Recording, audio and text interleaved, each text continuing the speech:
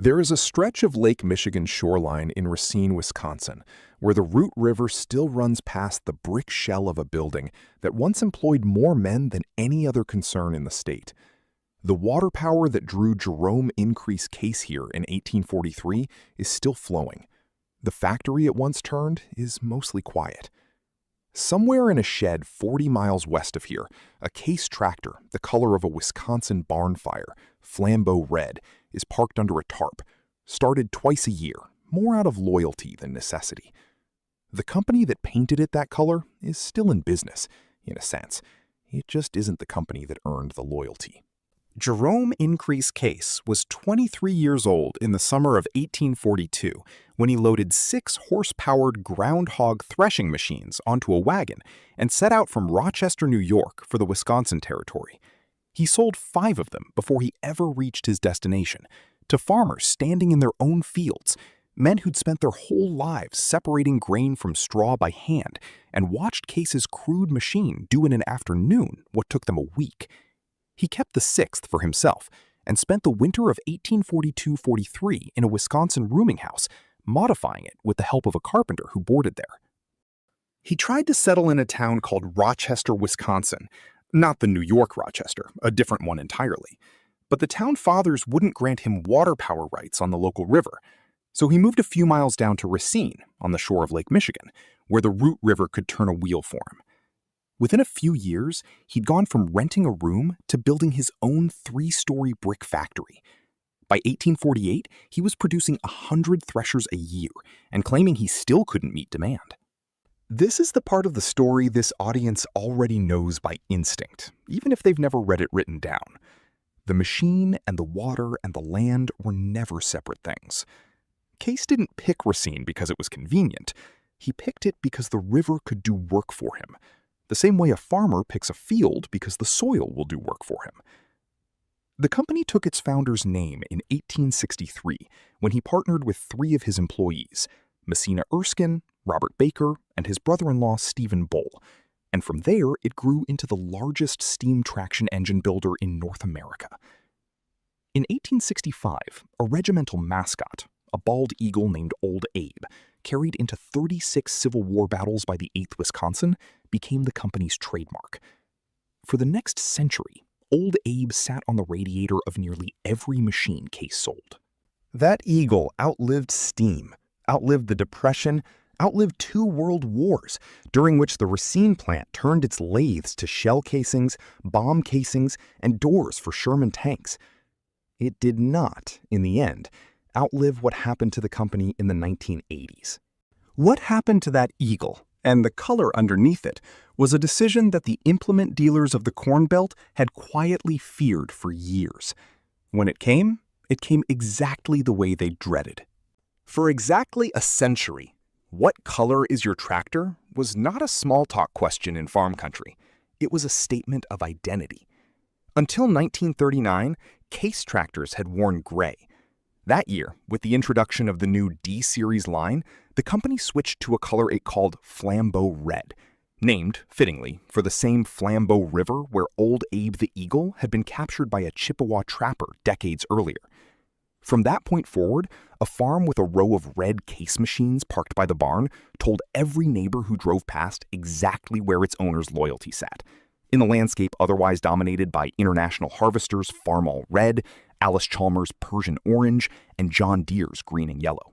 The D-Series itself was the machine that proved the new color meant something. A 3-plow tractor with what the company called eagle-eye visibility, built-in variants for row crop work, high-clearance use, orchards, and vineyards. It was solid, it was visible from half a mile away in a cornfield, and it sold. Through the 1940s and into the 1950s, Case expanded its reach, buying the Rock Island Plow Company in 1937 to round out its implement line, opening a combine plant in Burlington, Iowa, and in 1953 releasing the 500 diesel, advertised as the best diesel tractor on the market at the time. That same year, Case built its last conventional threshing machine, the very product the company had been founded on, a quiet signal that the era of the steam and belt farm was finally closing for good. By the late 1960s and into the 1970s, Under the ownership of the Tenneco conglomerate, which had taken full control of Case through a series of stock acquisitions dating back to 1964, the company had become a genuine industry leader in both agricultural and construction equipment. The 580 loader backhoe became a Case mainstay that construction crews still reference by name. Tractors like the 1170, an 8-plow machine introduced in 1970, represented the kind of horsepower growth every implement maker was chasing as American farms consolidated into fewer, larger operations. This was the golden stretch. The years when a Case dealership sign and a row of flambeau red iron in a farmyard meant something stable. A farmer in Iowa or Illinois in 1975 didn't necessarily think of Case as a company that could disappear. Companies that had survived the Depression, 2 world wars, and a 440-day labor strike in Racine, at the time the longest strike in the nation's history, looked to the people who bought from them like permanent fixtures of the landscape, the way a grain elevator or a rail spur looked permanent. They were not. There is a document in the corporate archive of what is today CNH Industrial that records the precise date Case stopped being only Case, the day its identity got folded into a name most farmers under 50 know only as Case IH. The reason behind that date is not the one most people assume. To understand what happened to Case in the 1980s, you have to understand that it didn't happen to Case alone. It happened to International Harvester first, and it pulled Case in behind it. Between 1981 and 1986, American agriculture went through the worst downturn since the Great Depression. Land values that had soared on the back of 1970s export demand and easy credit collapsed. Interest rates that had climbed past 20% during the Volcker era left heavily leveraged farms unable to service their debt. Grain prices fell. Farm foreclosures swept through Iowa, Illinois, Minnesota, and Nebraska in numbers that hadn't been seen in 2 generations. Every equipment manufacturer in the country watched its order books empty out almost overnight because a farmer who isn't sure he'll keep his land does not buy a new tractor.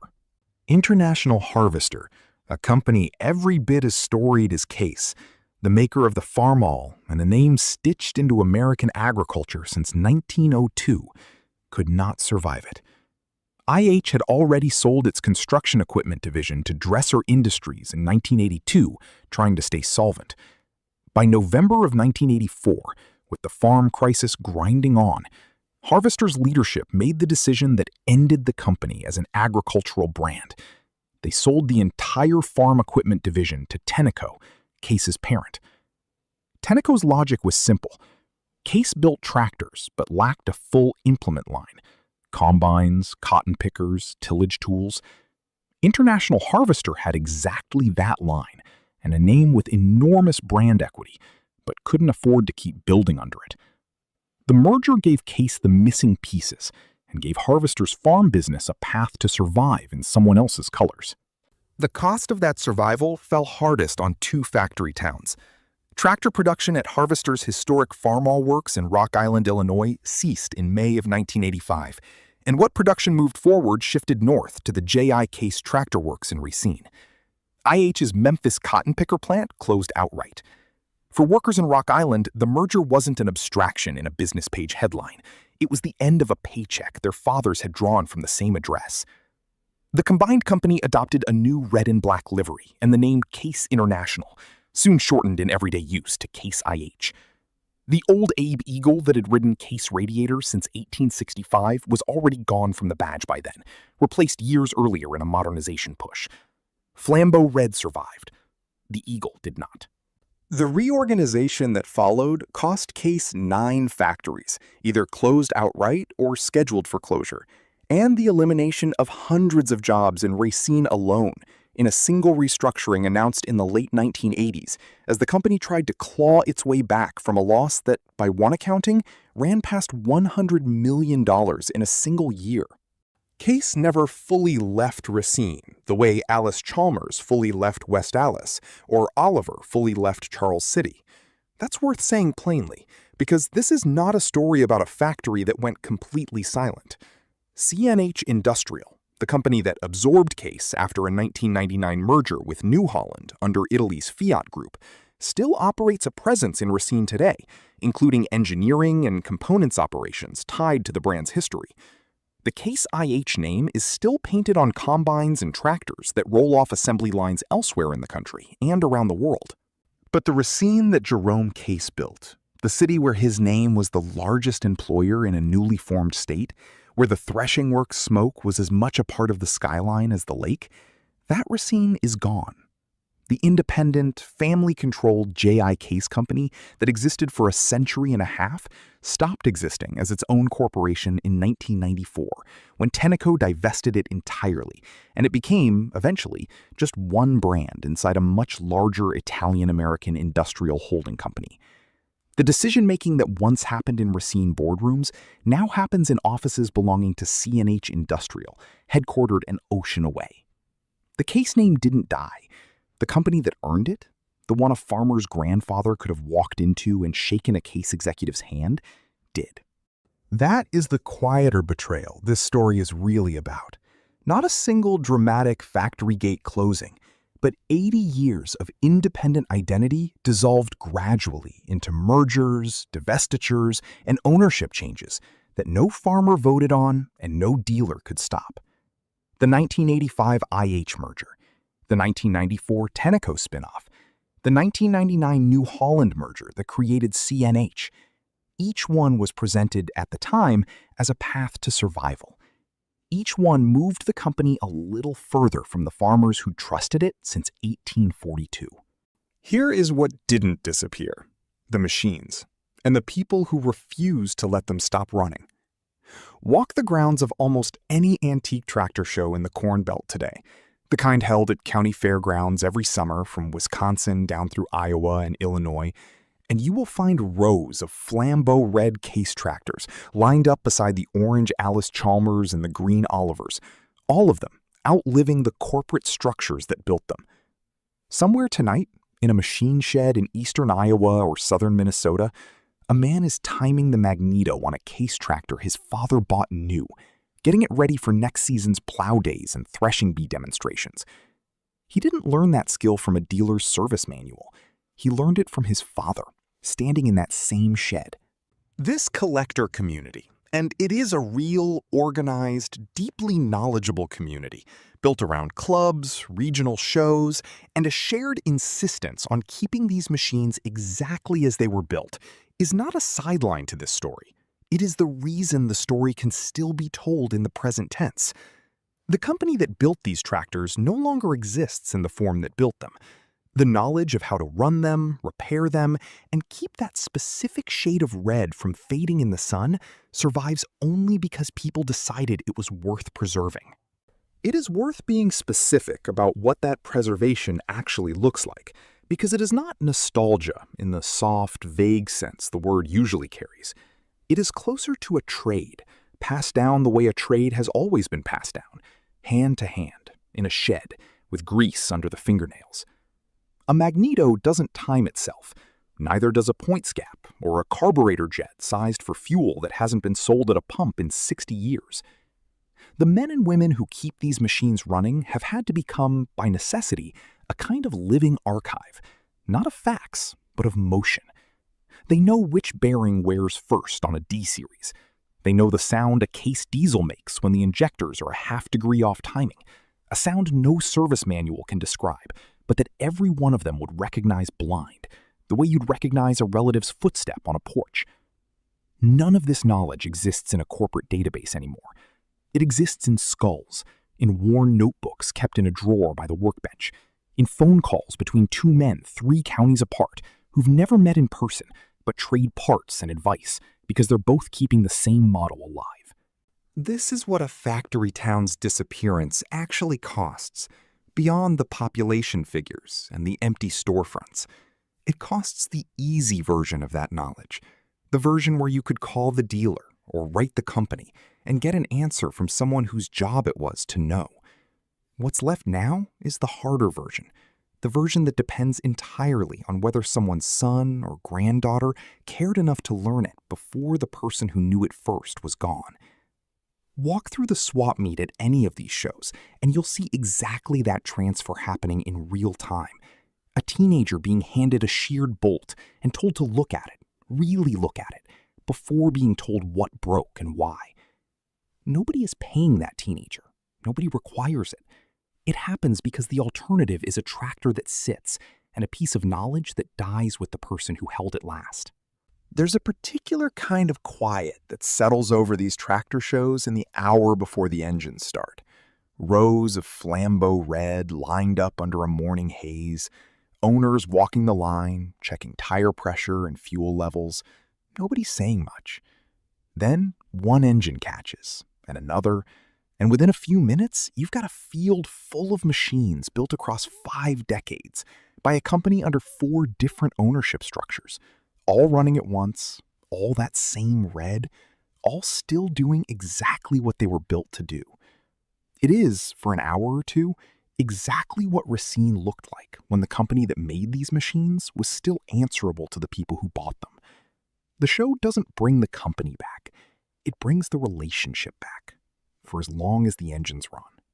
That relationship is the thing the corporate mergers never accounted for, because it was never on a balance sheet to begin with.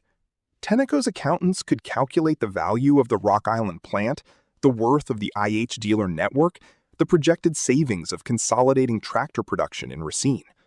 Nobody at any boardroom table in 1984 was calculating the value of a farmer's certainty that the company whose name was stamped on his tractor's side panel would still exist in a form he recognized by the time his son inherited the place. That certainty wasn't a line item. It also turned out to be the only thing that couldn't be replaced once it was spent. So the collectors do the work the company no longer does. They are, in a sense, the corporation never intended and would probably never have valued, the last department of J.I. Case that still operates the way the founder would have understood. Close to the machine, close to the land, accountable to the person standing next to you, rather than to a shareholder report filed from an office that has never seen a Wisconsin winter. Jerome Case moved his entire operation in 1843 because he needed water power on the Root River. The people keeping his machines alive today moved nothing. They just stayed, in sheds and on back 40 acres, and kept doing the one thing the company itself stopped reliably doing somewhere between 1985 and 1999, showing up. The flambeau red of a J.I. Case tractor did not start fading from the American landscape by accident, and it didn't start fading because the color went out of style. It faded because the company that chose that color stopped being answerable to the people who painted their barns and their lives around it. A farm that trusted Case in 1955 had no real way of knowing that by 1994, the company would no longer exist as an independent entity, that the decisions about its future would be made in Tenneco offices, then in Fiat offices, by people who had never walked the Racine factory floor and never needed to. That is the real story underneath this one. Not a single dramatic collapse, but a slow transfer of a company's soul away from the place and the people who built it, while the name stayed on the hood, the same shade of red, long after the company that earned the right to wear it had quietly stopped being itself. If you grew up around one of these, if your father timed that same magneto, or your grandfather worked a shift in that Racine plant, the next story in this series is one you'll want to hear.